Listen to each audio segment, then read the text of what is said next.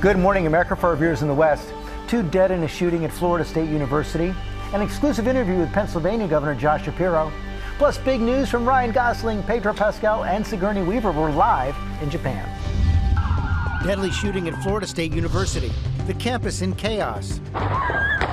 Students and professors ran for cover, barricading themselves inside classrooms. This morning, what we know about the 20-year-old gunman, a student, and the stepson of a sheriff's deputy. We're live on the scene as we hear from some of the witnesses.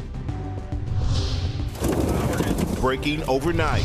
At least 15 reported tornadoes tearing across the Midwest.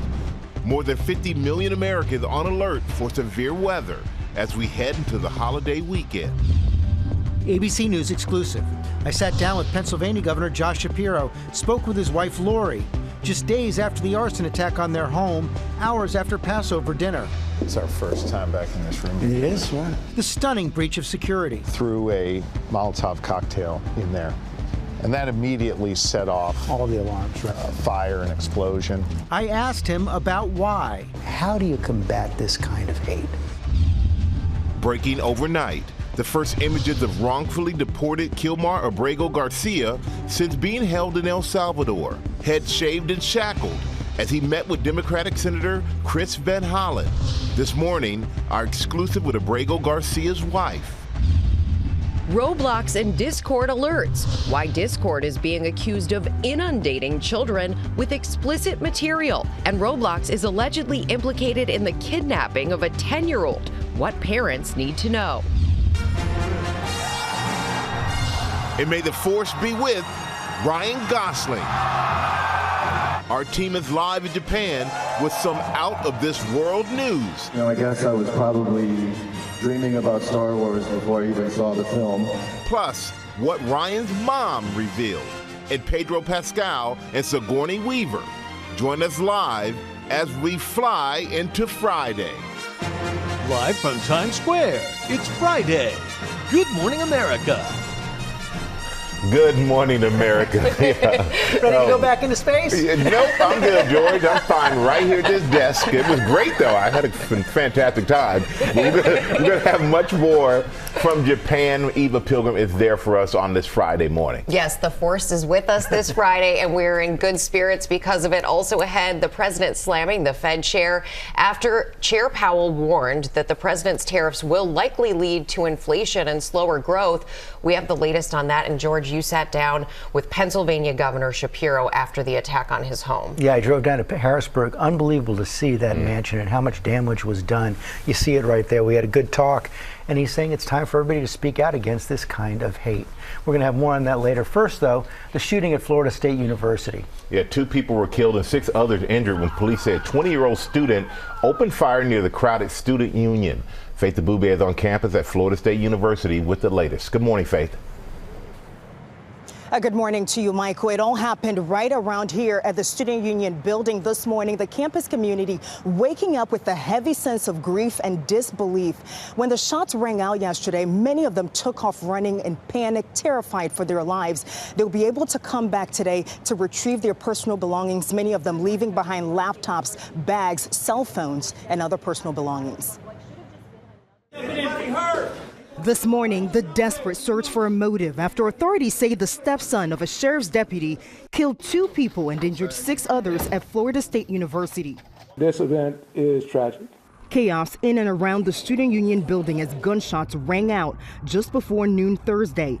I heard about like 12 shots go off like in my vicinity, like probably around like 300 feet from me. Police analyzing this disturbing video, which appears to show a man squaring off and firing. People heard screaming as they ran for cover. Third-year student Mackenzie Heater telling us she was just feet away from the suspect when he started shooting. I noticed he was waving around a bigger rifle. That's when he shot the rifle, and I was just confused, like, was that really just a shot? And that's when I noticed him go in his car and pull out the handgun and then shoot that woman. Police racing to the scene. Many students and professors using anything they could use, even this piano, to barricade themselves inside classrooms. Some students using gum as tape to cover the windows. I hear bop, bop, bop. The teacher was asking if any of us had tape to tape up some paper, and no one had tape. And so some of us, we just like got out gum and started chewing so we could stick some paper to the windows. Law enforcement going building to building, door to door, clearing the campus. After like 20 minutes, they told us to put our hands up, and we come out. Put your hands up, walk out this door. Students walking out with their hands on their heads. More than 3 hours after the first gunshots, the school announcing law enforcement neutralized the threat. Authorities say they shot him after he ignored repeated commands to drop his weapon. The accused shooter seen here in an ambulance being shackled to a stretcher. The suspect identified as Phoenix Eichner, a 20-year-old FSU student whose stepmother is a veteran deputy with the local sheriff's department. Unfortunately, her son had access to one of her weapons, and that was one of the weapons that was found at the scene. Investigators say the suspect had both a handgun and a shotgun. The shooting sparking new debate about gun violence across the country. Some of the students on campus survived the 2018 shooting at Marjorie Stoneman Douglas High School in Parkland, Florida. President Trump reacting from the Oval Office. Look, I'm a big advocate of the Second Amendment. I have been from the beginning. I protected it. And these things are terrible. But the gun doesn't do the shooting. The people do. It's, a phrase that's used probably too often. And George, this morning, the 6 surviving victims are in fair condition. Investigators say they're still digging for a motive, but at this time, the suspect has refused to talk. George. Okay, Faith, thanks. We're getting the latest now in the showdown over the Maryland man who was wrongfully deported to El Salvador. Maryland Senator Chris Van Hollen traveled to El Salvador to meet with Kilmar Abrego Garcia as he presses for the prisoner's release and an appeals court weighs in. Chief White House correspondent Mary Bruce has the story. Good morning, Mary.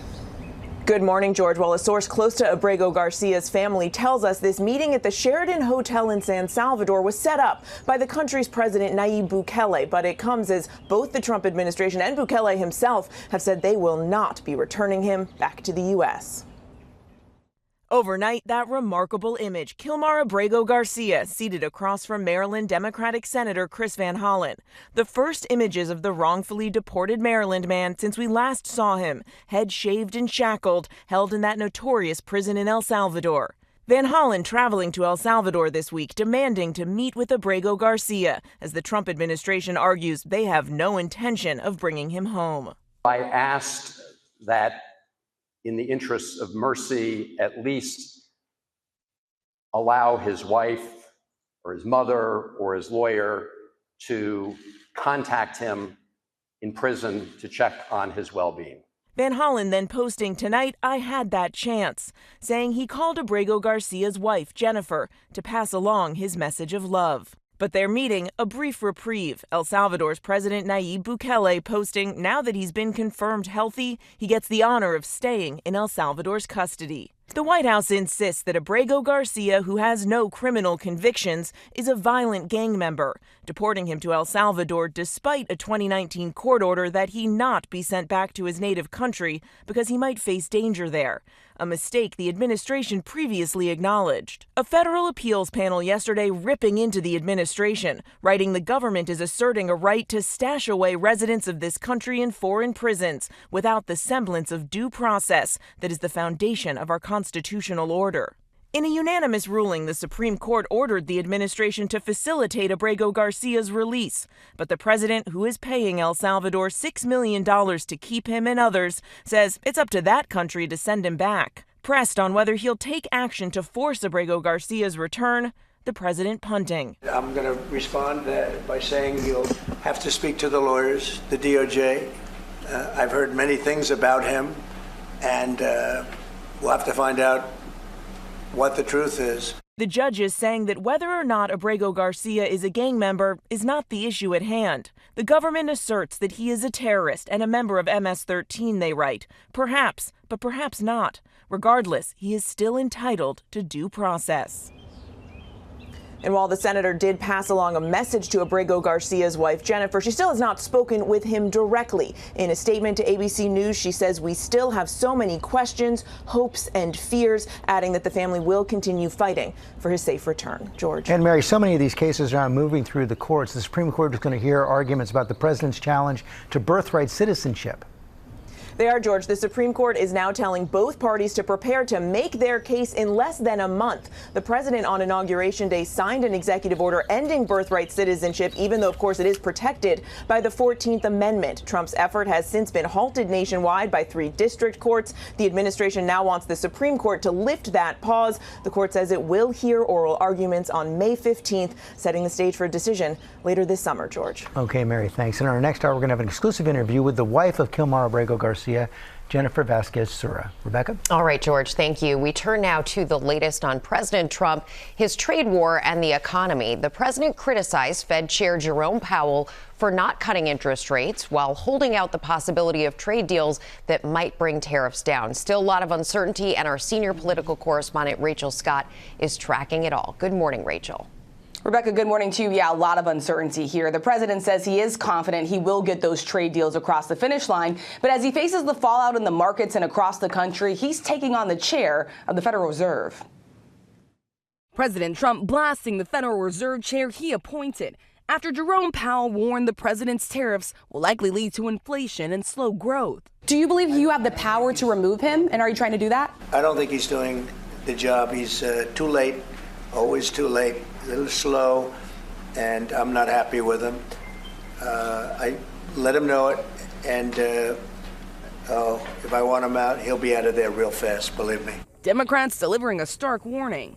If Chairman Powell can be fired by the President of the United States, it will crash the markets in the United States. Markets have already tumbled as the president continues negotiations with world leaders, welcoming Italy's conservative Prime Minister Giorgia Meloni to the White House.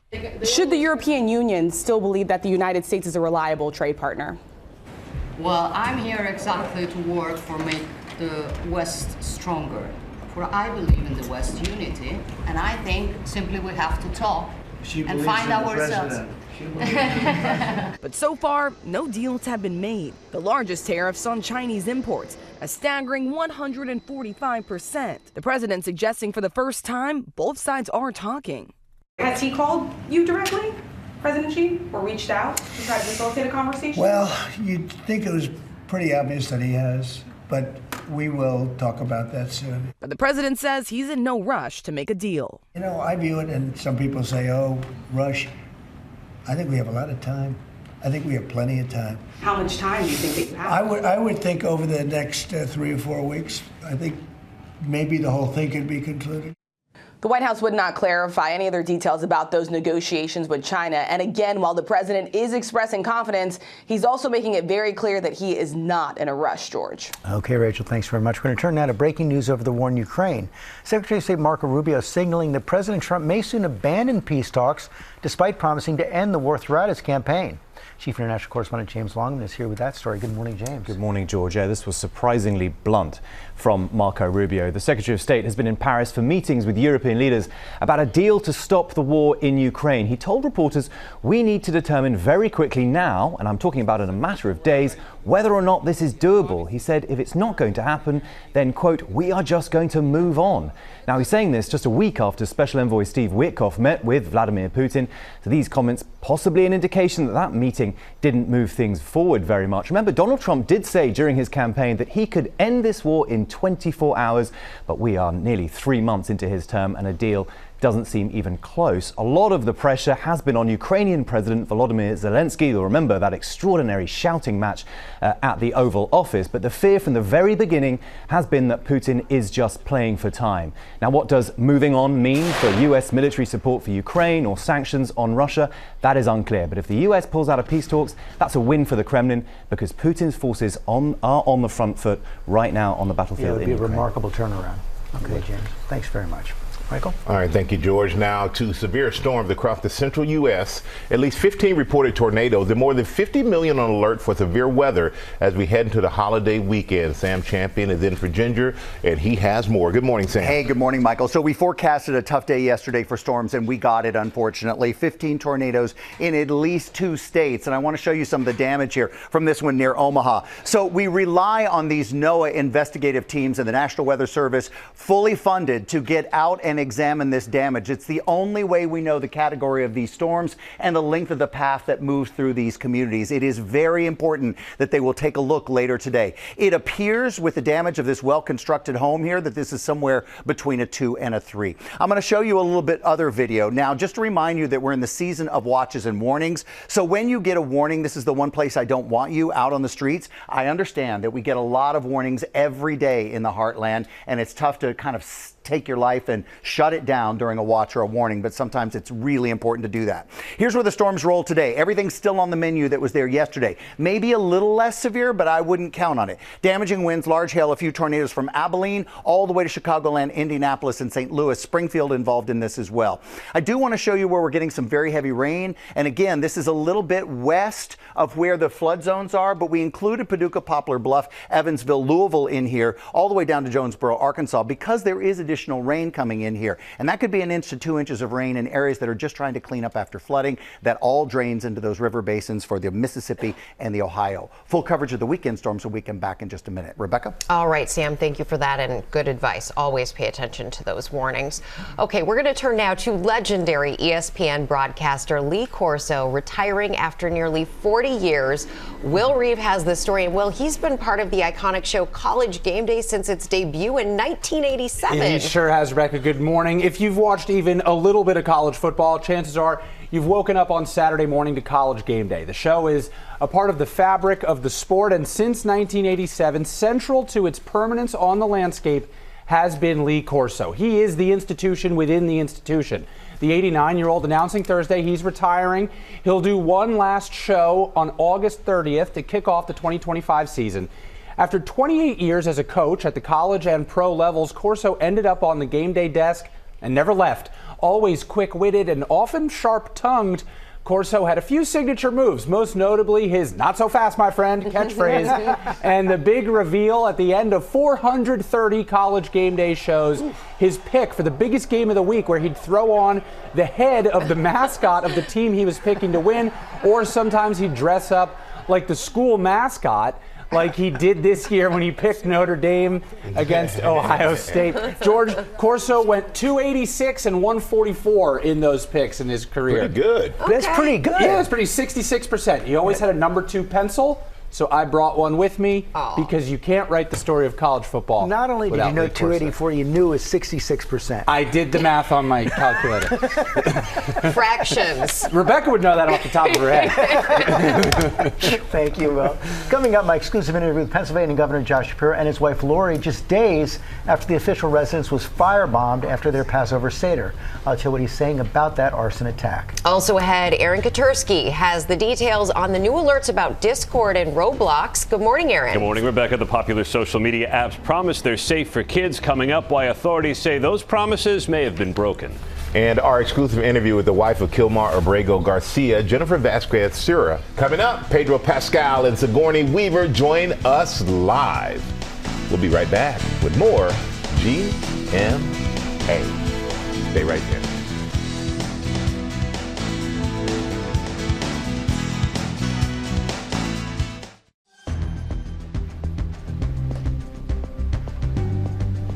We are back now on GMA with our exclusive interview with Pennsylvania Governor Josh Shapiro in the wake of the arson attack on his home last weekend. The suspect is facing multiple charges, including attempted murder and terrorism. And George, you had a chance to sit down with the governor. Yeah, I drove down to Harrisburg. You just saw those pictures of the destruction right there. It's pretty startling that an intruder was able to get inside the governor's mansion like that with Molotov cocktails. And you see how chilling that destruction is. It was a real sobering sight. Just hours after Pennsylvania Governor Josh Shapiro and his family celebrated the first night of Passover, 38-year-old Cody Ballmer tried to kill the governor by setting fire to his official residence. How are you all doing? How's the family doing? Yeah, we're doing okay. You know, our kids are resilient. Lori's been a rock. And I'm trying to be a good dad, a good husband, a good governor in that order. But not the easiest thing in the world to deal with. You know, I think they've been really reassured, as I think we all have, by the outpouring of support that we've gotten from all corners. Yeah, he scaled the fence somewhere right around here.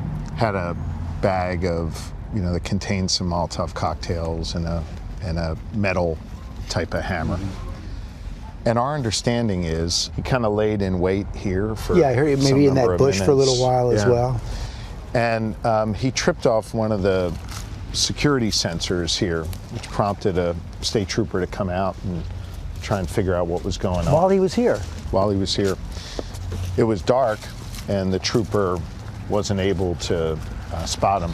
And that allowed him to come up here along this walking path and through the rose garden. He broke this second window here, the window on the right, hit it with a hammer, threw a Molotov cocktail in there. And that immediately set off all the alarms, right? Fire and explosion. And what appears from the footage is he didn't go through this window. He took a few more steps down here, past the double doors, and then this window, which also leads into the state dining room.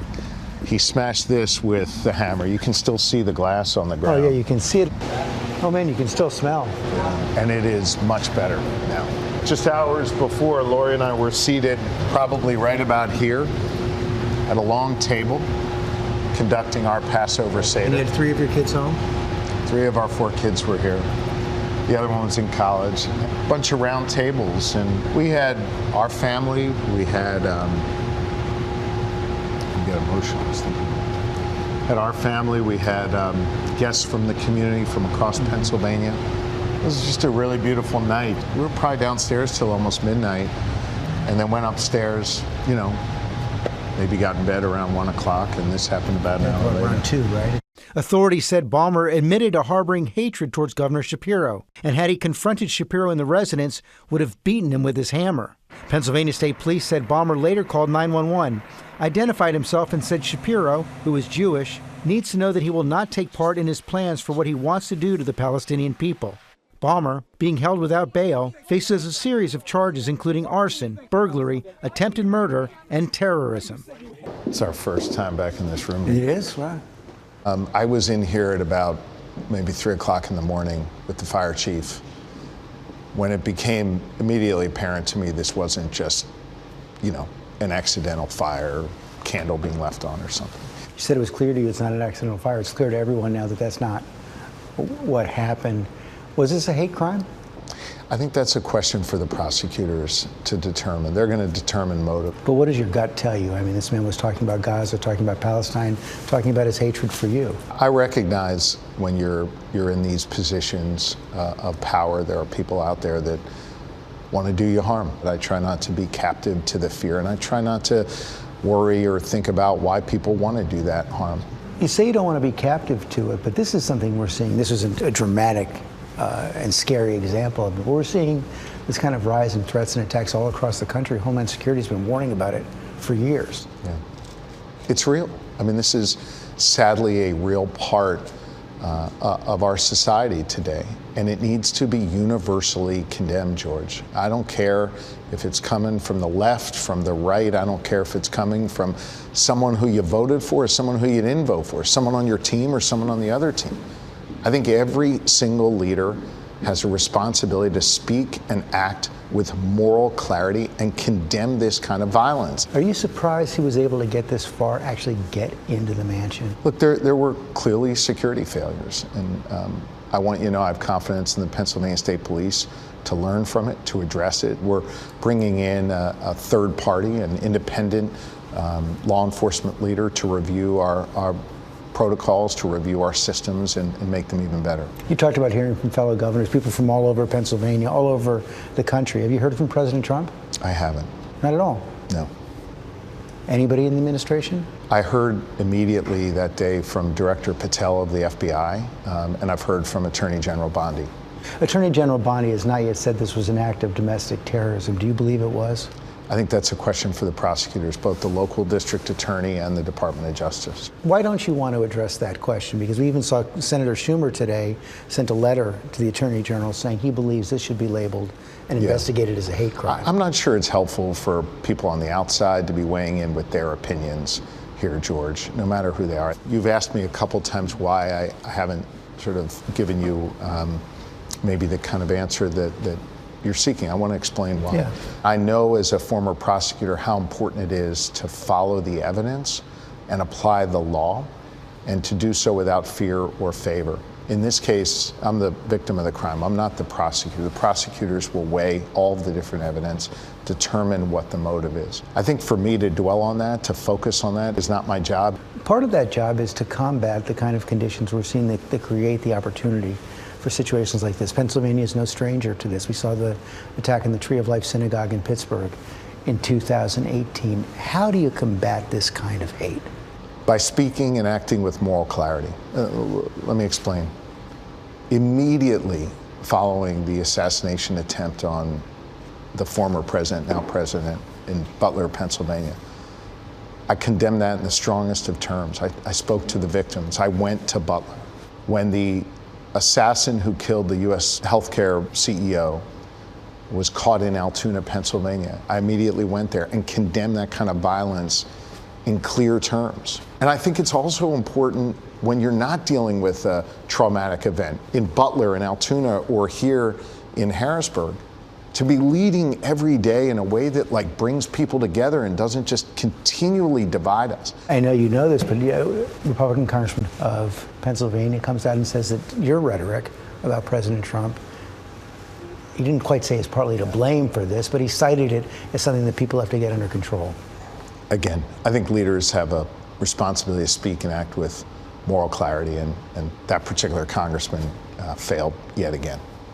The governor and first lady are determined to welcome everyone back to their home. This is a room for everyone. This is a room that has a mezuzah on the wall and a Christmas tree in the corner and a prayer mat for those who are celebrating Ramadan, and we want this place to be back and functioning for people of all faiths and all walks of life as quickly as possible. Not going to change. Absolutely not. You can see this has really had an effect on the governor and his family, but they are determined, as you just saw right there, to get this up and running. The mansion was swamped with work people yesterday trying to get this renovation under control, but the devastation was really severe. Really scary for the family, too, to be there at that time. Yeah, absolutely. Yeah, thank you, George. We have two special guests joining us from Star Wars Celebration 2025 in Japan. Pedro Pascal and Sigourney Weaver starring in the upcoming movie The Mandalorian and Grogu. Pedro and Sigourney, great to have you on GMA. Good to see you this morning. I don't know if we have a delay, but Pedro, let me start with you. What is the excitement like over there? Very tangible. The excitement is incredible. Every Star Wars celebration is the perfect way to feel the love of the fans. I have to say, this is my third, and Tokyo tops it for me. To be sitting next to my biggest icon, Sigourney Weaver. This is not part of the scripted. I've gone off script here, but to be sitting here in Tokyo next to this icon is zero money. She paid her. Well, Sigourney is surreal.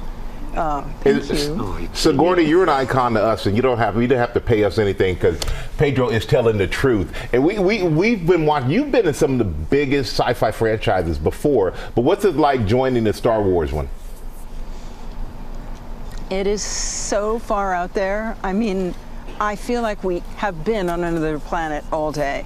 The passion of the fans, especially here in Japan, for sci-fi is just incredible. If only we could bottle it, it could run the whole world. And it's just, they've been so welcoming and just so genuine and passionate, and they know everything about every movie, and it's just wild. Yeah, it is really wild. Fun. And there are super fans there. Pedro, we saw at the celebration the first footage of The Mandalorian and Grogu. What can you tell us about the movie? Everything. Where do I start? We open with, I can tell you nothing. I can tell you that it stars myself and Sigourney Weaver and a little green guy. Huge giveaway. Thank you. Hey, the name of the movie, as you said, The Mandalorian. I will say that Jon Favreau is providing probably one of the biggest adventures that we've seen since our first Star Wars movies were released into the world, and it's going to be big. I believe it. I believe it. So excited when I heard Jon Favreau is directing. Sigourney, I heard and tell me if this is true and why, that Grogu was a really big reason as to why you said yes to doing the movie. The reason. Well, I'd never met Monsieur here. And now that I've met him, I'm doing it for both reasons. They're both amazing. I'm very, very lucky. I'm in love with my cast.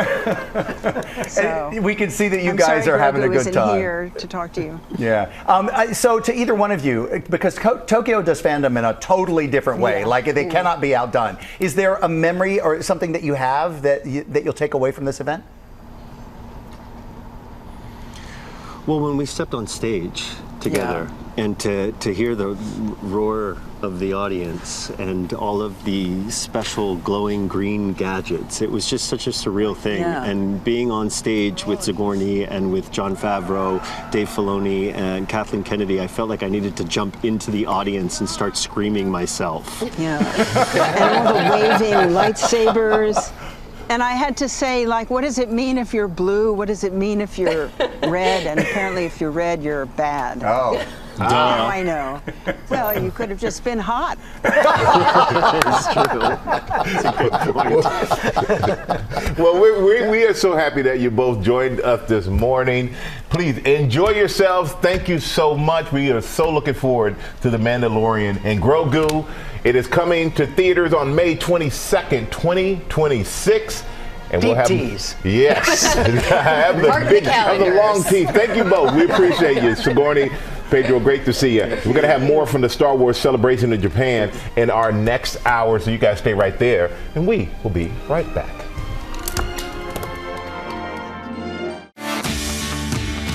Good morning, America. It's 8 a.m. Breaking overnight. At least 15 reported tornadoes tearing across the Midwest. More than 50 million Americans on alert for severe weather as we head into the holiday weekend.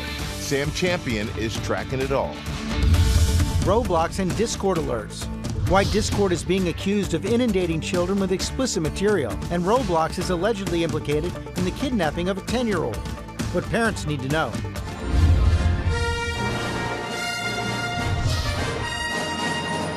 Where are you going next? Okay.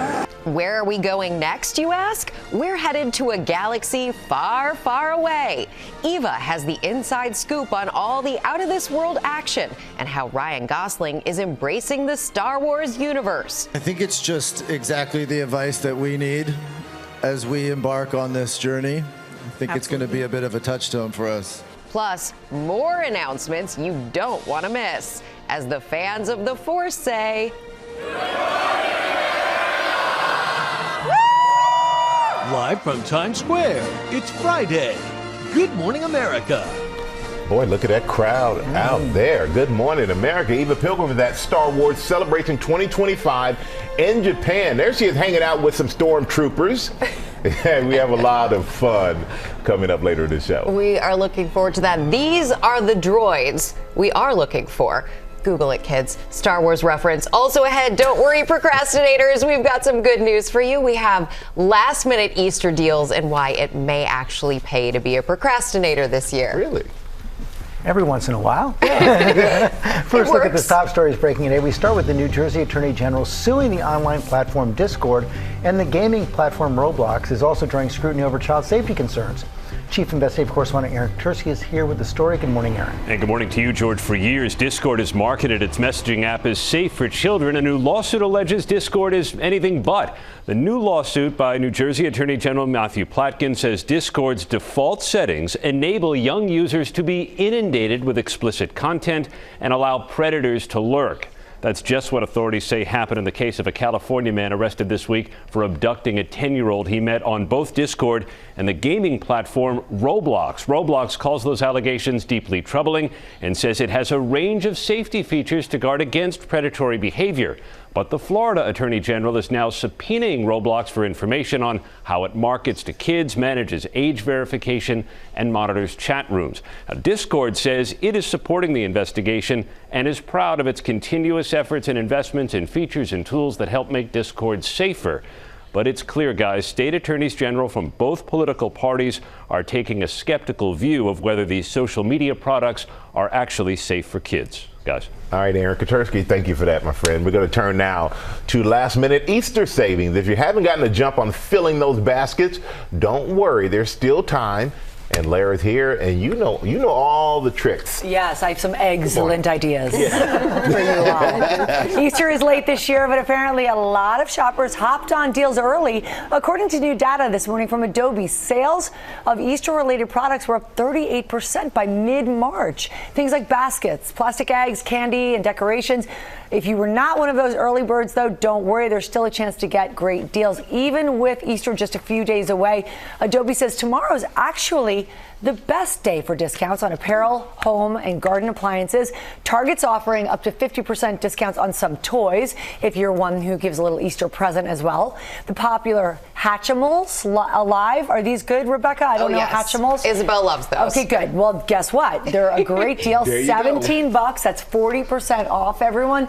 If you don't want to put all of your eggs in one basket, though, Amazon's got deals too. Toys, decorations, and what's Easter without candy? M&M's Easter candies, 48% off, $6.79 for a 38-ounce bag. So pretty good deals abound. Yeah, very good deals. I'm stocking up on Peeps. I know that much. This is great information, Lara, and you've got your family coming. So what do big families do to feed everyone? We've got a great idea for people from Walmart. Walmart is running a special Easter meal. It serves 8 people for under $6 a person, and it comes with 11 items, including, this is a great meal, spiral cut ham, green beans, mac and cheese, dinner rolls, all for an even lower price than they offered last year. I mean, check, check, and check. That's all the Easter goodies. Yeah, great news for consumers, especially right now and what everybody's going through. All right, Lara, thank you. Appreciate that. And coming up in our GMA morning menu, our exclusive interview with the wife of Kilmar Abrego Garcia, Jennifer Vasquez-Sierra. Also ahead, the new study finding a connection between hearing loss and dementia. Dr. Tara Narula is here with those details. Plus, Eva Pilgrim talks to director Sean Levy right after the announcement that he'll direct Ryan Gosling in a new Star Wars movie. Sam, what's going on with Lori? And look who I found, George. It is Lori. And leave it to Lori to find a way to combine Earth Month with high fashion. She has the right stuff coming up. Rental services, including something for the guys. That's all right here on GMA.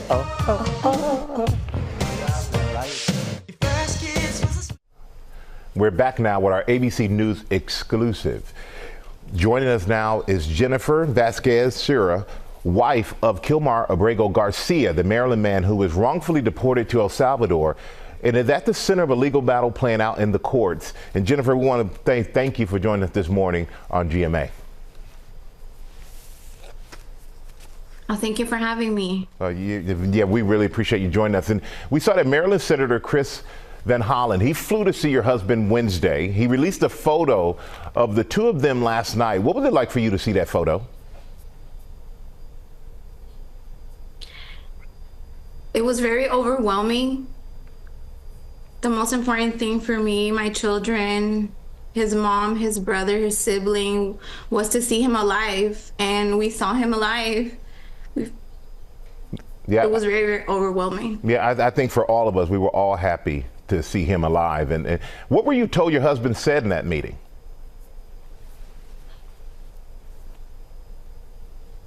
Can you repeat your question? I'm sorry. What were you told your husband said in that meeting?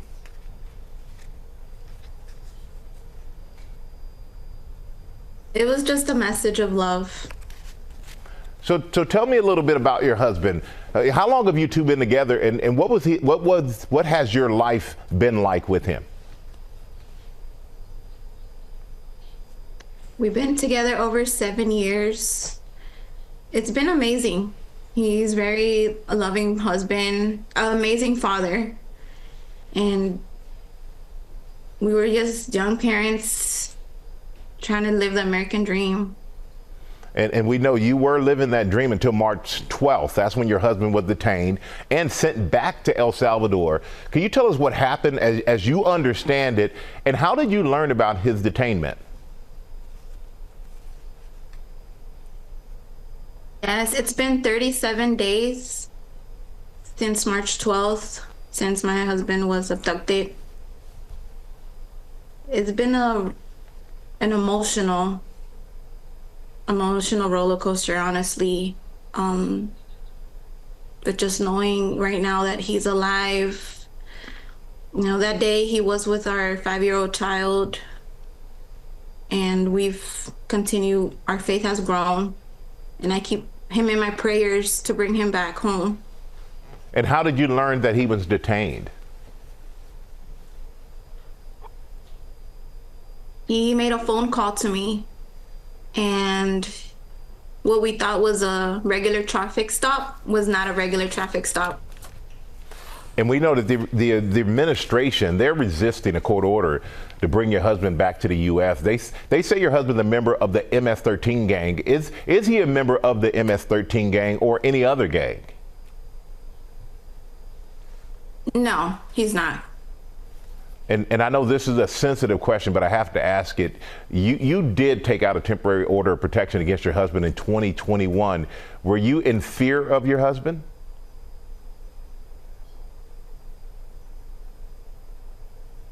My husband is alive. That's all I can say. Okay, and I'm not going to push on that apparently. But how much hope do you have that you're going to be reunited with your husband? And what keeps you and your family going? A lot of hope. And this fight still continues for Kilmar, for all the other Kilmars out there whose voice haven't been heard yet. I won't stop fighting until he returns home, until I know that he's safe. And if you could get your husband a message, what would you like to tell him right now? I will tell him that I love him, and I'm gonna still keep praying for him until he returns. And I will continue fighting the community, Gaza, the unions, Mr. Van Hollen, everyone out here. Will still continue fighting for him and all the other Kilmars out there. Well, Jennifer, we want to thank you for joining us this morning, and we hope everything works out well in the way you like for you and your family. Thank you so much. Thank you so much for having me. All right, thank you. We're going to turn now to a new study that links hearing loss and dementia risk. Dr. Taheri Mafi is here. Thanks for coming in again this morning. So break down what the study showed. Right. Well, a lot of us think about things like exercise or avoiding smoking to prevent dementia, but not so much about hearing loss. But we should, because about 2/3 of those over 70 have some form of hearing loss, and less than about 1/5 get treated for it. So this study looked at about 3,000 adults ages 66 to 90 who they followed for 8 years. These were adults with and without hearing loss, and they found that by treating the hearing loss, you could potentially reduce the risk of dementia by about 32%. It also didn't seem to matter whether the hearing loss was mild, moderate, or severe. There was still a risk of dementia, and a lot of people really seem to underestimate their hearing loss. So they tested, about 66% had hearing loss, but only 37% thought they had hearing loss.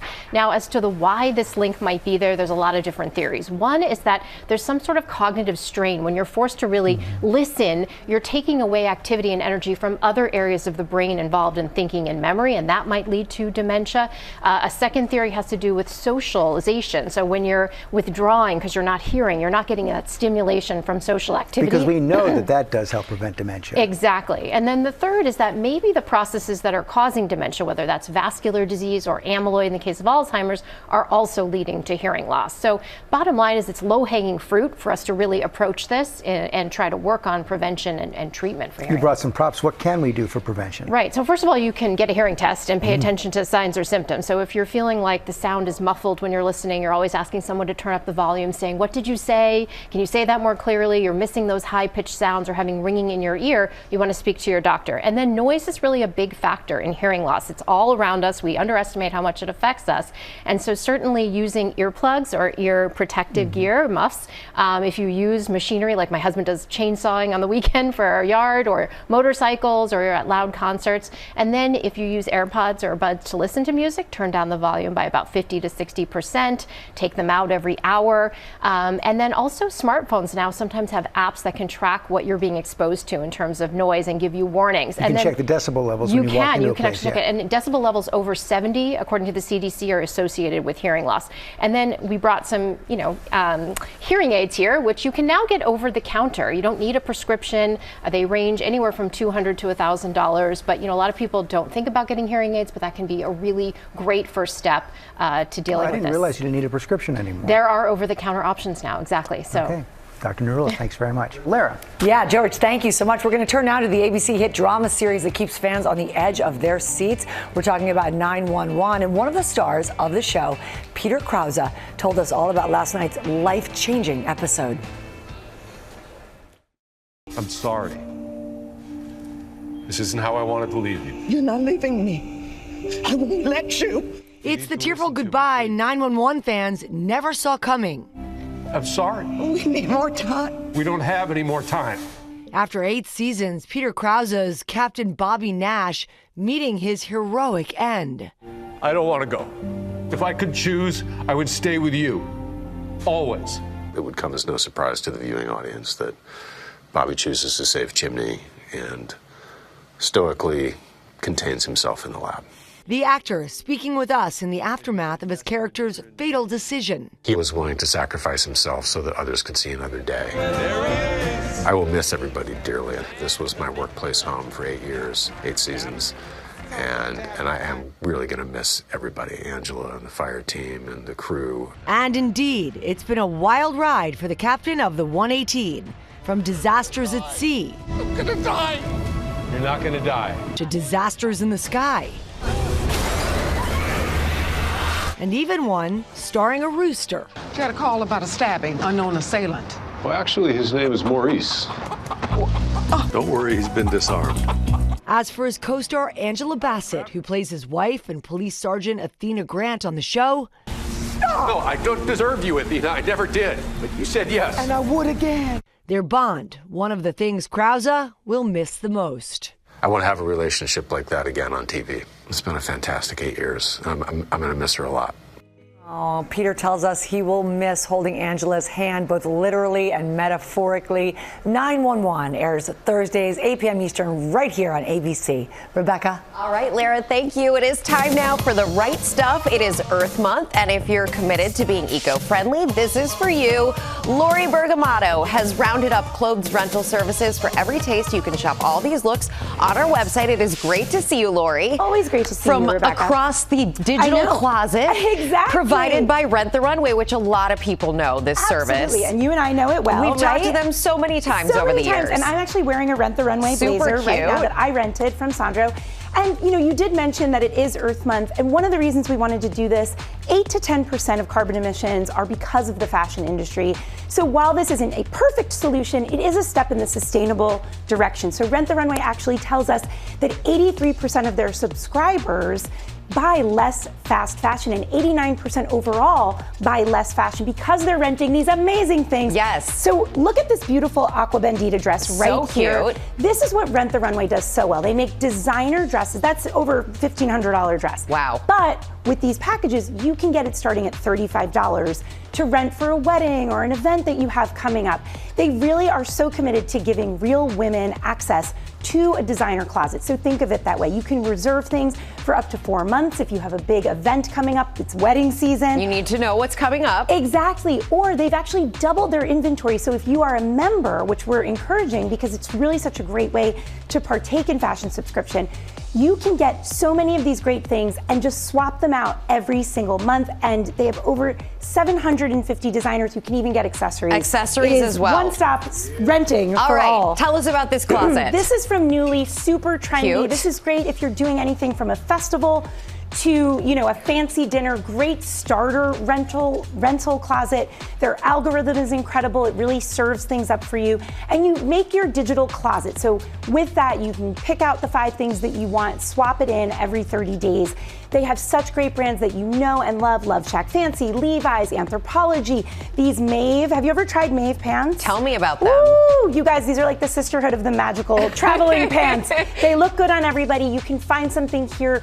Plans start at $98, but what I should tell you, Rebecca, is every single thing we have today, regardless of the price I'm saying, if you click on that code, you're going to get a special GMA discount. The code at the bottom of your screen for the GMA eco-friendly discount. Right. Now, accessories. Ooh, okay. I know. Somebody saw something she liked. So this is from Vivrel. This is such a buzzy, social media, worthy brand. And what they do so well is luxury accessories. So jewelry, handbags. Obviously, we see Yves Saint Laurent, Dior, Prada. These subscriptions start at under $50. Okay. Think about the designer names I just said. These are thousands of dollars of bags sitting right here. And starting at $45, incredible. What I will say about this is you do have to keep it you get to keep it for the month. Okay. And they have other plans. If you want to, swap out 2 items, let's say, then that costs a little bit more. But this is a fantastic luxury item that I feel like you're not going to want to give it back. You know what I mean? Also, I never want to take the things out of my purse because it takes so much time to rearrange everything, so I get it. Exactly. and the other great thing about them is you get the option to buy with special member discount, which is really incredible. But we can't forget about the guys, Rebecca. This is the Black Tux. I know, like fun. This company is the Black Tux, and just in time for prom season, we mentioned wedding season, but also we know so many guys are going to prom and need a tuxedo. Give this a little feel. This is so nice. 100% Italian merino wool. Wow. There are no poly blends at this company. Okay. And you can rent everything from the full suit. These start at $234 to shoes, down to even renting pocket squares. Anything you need. And again, I can't stress enough those digital codes because you'll get a great price and you'll do something great for your style and sustainability in the process. As always, Lori, thank you so much. All the wedding dates of the people in this are appreciative as well. Thank you so much, Lori. You can get these products on our website where you'll find those exclusive discounts Lori told you about for our GMA viewers. And coming up, all the details about the just announced Star Wars movie. We'll be right back. Welcome back to GMA, live from Times Square. Back now on GMA. Sam was just using his imaginary lightsaber. The music does it to you, Sam. See, it does. Every time. Thank you for understanding. It makes me want to roar like Chewbacca. Okay, the Star Wars fans, they are as excited this morning as these two, okay? Because Ryan Gosling just appeared at Star Wars Celebration 2025 with big news about a new movie, and he even channeled Harrison Ford, sporting a baseball cap with the Han Solo quote. That's cool. Never tell me the odds. Eva Pilgrim is in Tokyo. And Eva, Ryan and director Sean Levy, they're embracing the challenge. Good morning. Hey, good morning, Michael. Yeah, Sean Levy telling me that Han Solo quote is their mantra as they're making this film. Guys, so many big announcements coming out of the Star Wars Celebration here in Japan. New movies and clues about what's to come, including with everyone's favorite little guy, reminding us that the Force is with us. This morning, in a galaxy far, far away, a new addition to the Star Wars universe. Ryan Gosling revealed as the lead in the next standalone Star Wars story, Starfighter. Before we get started, it seems your mother sent us an image that she wanted to share with the family. Can you explain what we're looking at here? Yes. This is a picture that my mom sent of my bed sheets when I was 5. Yes, she still has them, obviously. Naturally, she thought that it might be something that the fans would appreciate, but I suspect that she just sort of wants to justify years of hoarding.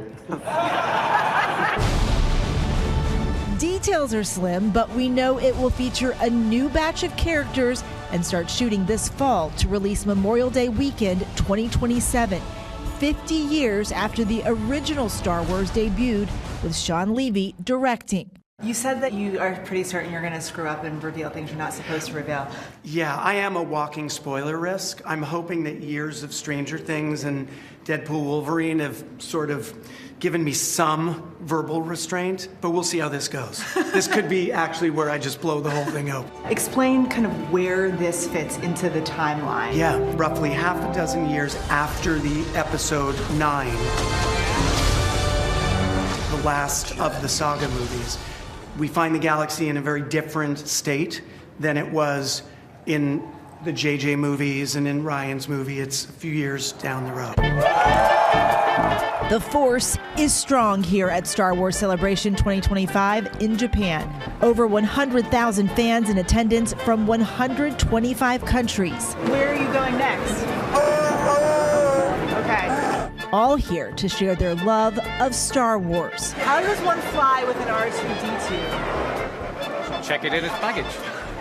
You can't help but feel immersed in the world. Isn't this what they do with it? Even the stars of the latest generation of Star Wars stories feeling the love. Of course, Grogu, like all of you, stole my heart. And, you know, I just saw him in the green room. He looks a little nervous, but I bet he'd like to come out here.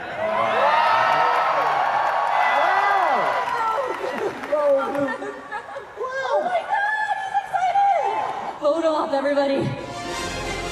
The 3-day-long convention for everything Star Wars here outside Tokyo. Coming to Tokyo was something we've all been really anticipating and looking forward to, so this was a big moment. Does that make it more special? You know, we're always reminded of what George was inspired by, and I think coming to Tokyo and just seeing the Japanese audience respond reminds you of how important that cultural foundation was.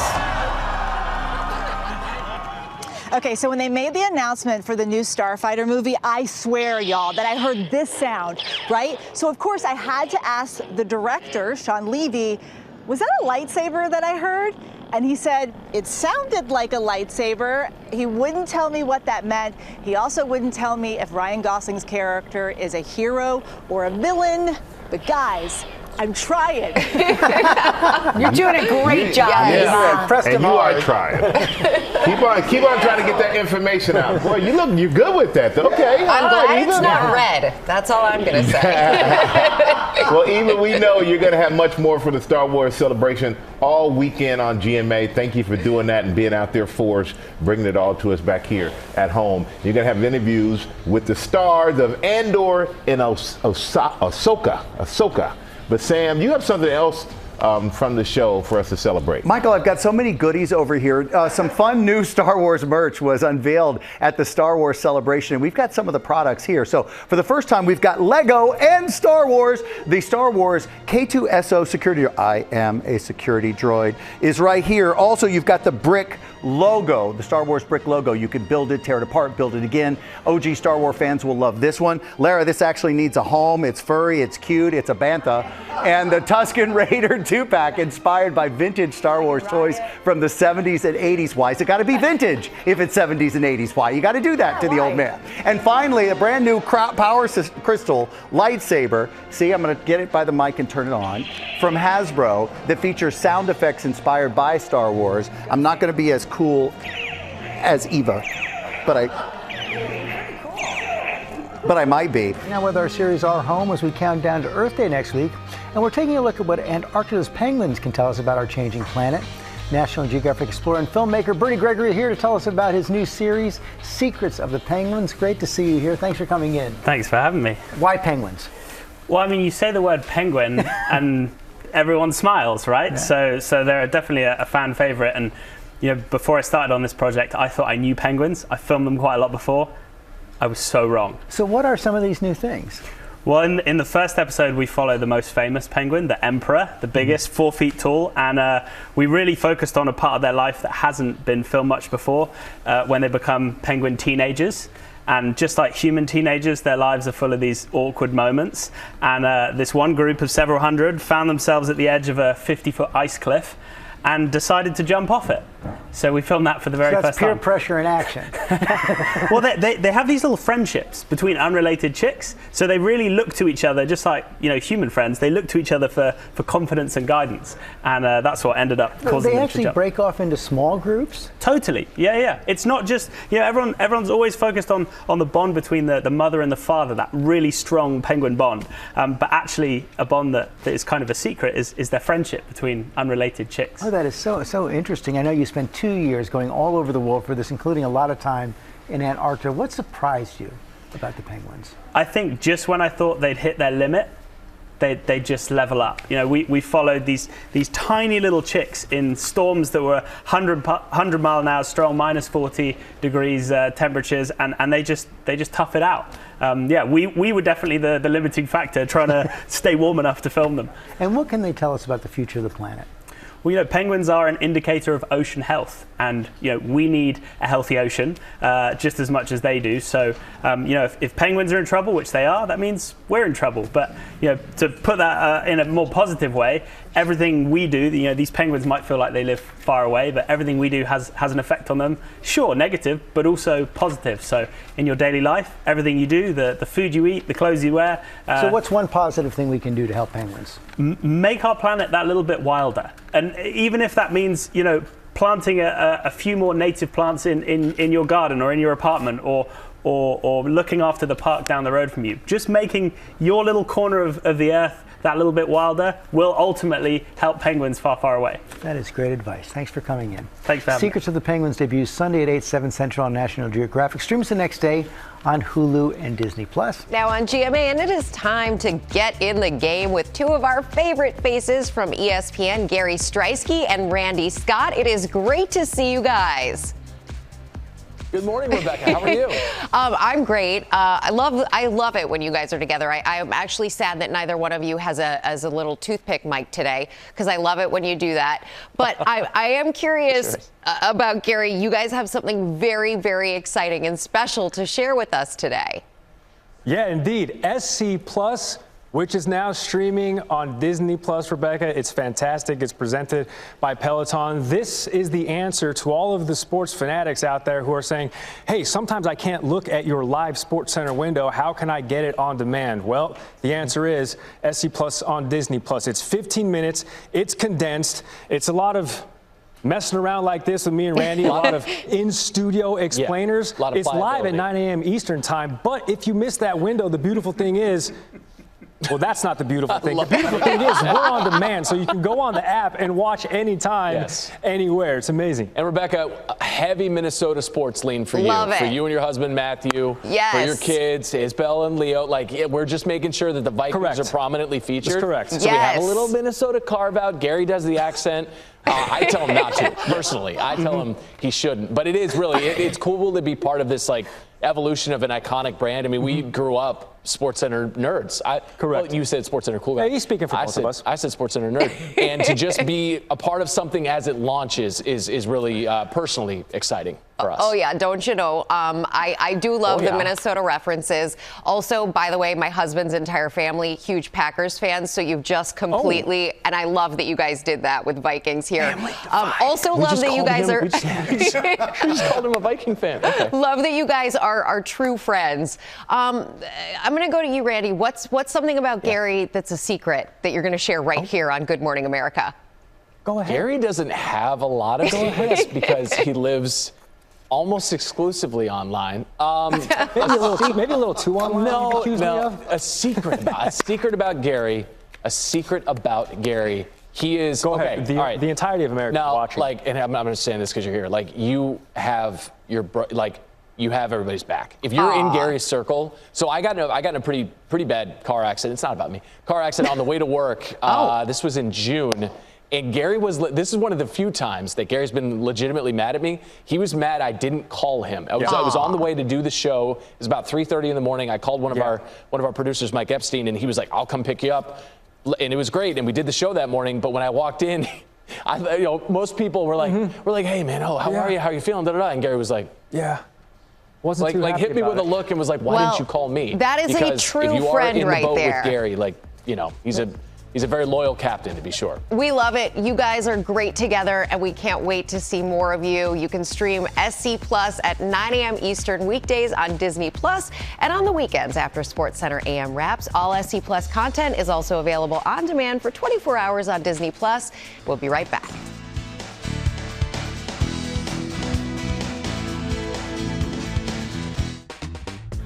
Welcome back. Independent Bookstore Day is next Saturday, and our friends Charlie and Kate Gibson spoke with some local bookstore owners across the country for the latest episode of their podcast, The Bookcase. Take a look.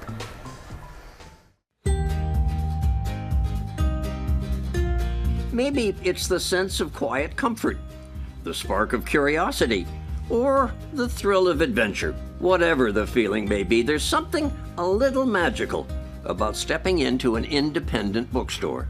Over the past 3 years on our must-listen-to podcast, The Bookcase with Kate and Charlie, we've spoken with dozens of booksellers across the country, making it our mission to highlight the incredible impact these spaces have on their communities. Independent bookstores are cultural hubs. You're not going to get that from a big chain. And now these stores are in the midst of an exciting new chapter. According to the American Booksellers Association, indie bookstores have seen a post-pandemic boom. Of the 2,600 stores across the U.S., over 1,200 of them have opened in just the last 5 years, and that number is still growing. Right now, we have over 300 people who have joined our membership who plan on opening an independent bookstore in the next 1 to 2 years. What is it that you think that gave people the optimism to do that? We're seeing this resurgence around buy local. We're seeing people really want to shop with their neighbors and know the values of that store they're buying from. Debbie Gress opened Booked in Philadelphia back in 2021, despite a fair number of naysayers. Tell me what they said to you and tell me why you didn't hear it. It's too expensive. I can't believe you're opening a bookshop at this time. Small businesses are closing. I didn't hear it because I firmly believed it had to happen. What were the first few days like? There was a line out the door when we opened. It's been a wonderful journey to have people come in, still discovering. Comma owner Victoria Ford says her customers are buying more than just a book from her little, and I mean little, 600 square foot shop in Minneapolis. Folks know that they can go somewhere else and get the book for a lower price. So they are paying to have the store here, to have booksellers who know the books inside and out and custom make recommendations for them. That there's a place where they might be able to meet an author or come to a book club or just integrate that into a part of the fabric of their lives. There's also been a rise in genre-specific stores like The Plot Twist in Denton, Texas. It's a bookstore and bar. On their shelves and on their drink menu, romance, and lots of it. Does romance go better with rum? Yes. I will tell you, we have some unique drinks on the menu. They're all book-inspired, named. Dawn Connor and her daughter Darcy opened their doors in January and were an instant bestseller. The first day we had 784 people in the door. Never did we anticipate a 8-9 hour line outside on that first day. Dawn credits a lot of their runaway success to Book Talk and social media bookfluencers. Somebody comes in the store, we always say, oh, hey, is this your first time? How'd you find us? And most of them come in saying they found us on TikTok or Instagram. We do have quite a bit of followers there, and we love to see what people are reading and hear what they want in the store. Independent bookstore owners tell us they never feel in competition with one another. Instead, they feel there's power in growing together. There wasn't one person that I reached out to that wouldn't talk to me, which was lovely. And since I've been opened, we are now 4 independent bookstores strong, all within walking distance. If you come across somebody who comes into your store and goes, boy, I'm thinking about opening a bookshop, and you say, boy, what you don't know is what? It's just as good as you'd think. You're running a business and talking with people about reading books and building a community of readers. It's a dream. For Good Morning America, we're Kate. And Charlie Gibson. And we thank both Kate and Charlie for that. And you can listen to new episodes of The Bookcase every Thursday. Thanks for watching, everyone. Have a great weekend. Have a good weekend.